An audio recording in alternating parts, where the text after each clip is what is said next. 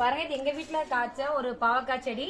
நாங்களே சொந்தமா வளர்க்குறோம். எவ்வளவு குட்டி குட்டியா காய் அதிகமா இருக்குன்னு பாருங்க. நல்லா மஞ்சள் கலர்ல பூ விட்டு இருக்கு. பாவக்காய் நல்லா பெருசா அப்படியே இந்த காம்பவுண்ட் ஃபுல்லாவே படர்ந்து இருக்கு. இது வீட்டிலேயே நம்ம வளர்க்கறதுனால கெமிக்கல் இல்லாம நம்மளே சாப்பிடலாம். ஸோ சுத்தமான காய் நமக்கு வந்து கிடைக்கிறதுக்கு ஒரு உறுதுணையா இருக்கு.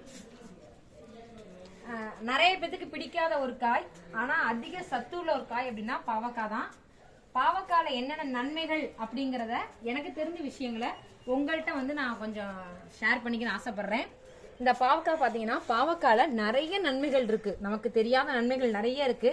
அது என்னென்னு பார்த்தீங்கன்னா, ஒன்று நார்ச்சத்து அதிகமாக இருக்கு, இரும்பு சத்து அதிகமாக இருக்கு, ஜிங்க் அதிகமாக இருக்கு, பொட்டாசியம் கால்சியம் அதிகமாக இருக்கு, வைட்டமின் ஏ வைட்டமின் சி அதிகமாக இருக்கு, கோலிக் ஆசிட். ஸோ இதெல்லாம் நிறைய இருக்கு. இது இல்லாமல் நிறைய ஆசிட்லாம் இந்த பாவக்காயில சத்து அதிகமாக இருக்கு.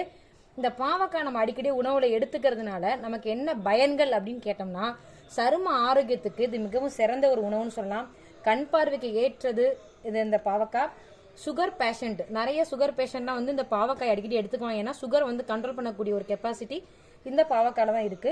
வெயிட் லாஸுக்கு நிறைய பேத்துக்கு தெரியாது. வெயிட் லாஸுக்கு இந்த பாவக்காய் எடுத்தோம்னா உடம்பு எடையை வந்து குறைக்க முடியும். ரத்தத்தில் உள்ள கொலஸ்ட்ராலுடைய அளவை வந்து இது வந்து குறைக்குது. குறிப்பா குடல் புழுக்கள், குழந்தைங்களாம் நிறைய வந்து குடல் பூச்சி கடிக்குதுன்னு சொல்லி அழுவாங்க.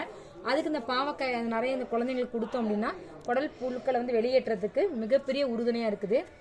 நம்ம சுவைகள்ல ஒரு சுவை வந்து கசப்பு சுவை. ஆனா நம்ம அதிகமா சாப்பிடாத ஒரு உணவு ஒரு சுவைனா இந்த கசப்பு அப்படிங்கறதுனால நம்ம உணவை என்ன பண்ணிடுவோம், அந்த பாவக்காய் சாப்பிடாம விட்டுருவோம்.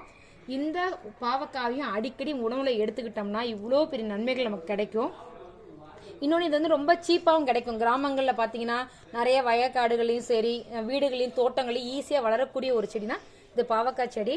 இதை நீங்கள் சாப்பிட்டு எனக்கு தெரிஞ்ச பயன்களை உங்கள்கிட்ட சொல்லியிருக்கேன். நீங்களும் பயனடையணும்னு நான் கேட்டுக்கிறேன். ஓகே, நான் சொன்ன விஷயம் சொல்லுங்க. ஸோ எனக்கு தெரிஞ்ச தகவல்களை உங்கள்கிட்ட நான் ஷேர் பண்ணியிருக்கேன். நீங்களும் பயனடைன்னு கேட்டுக்கிறேன்.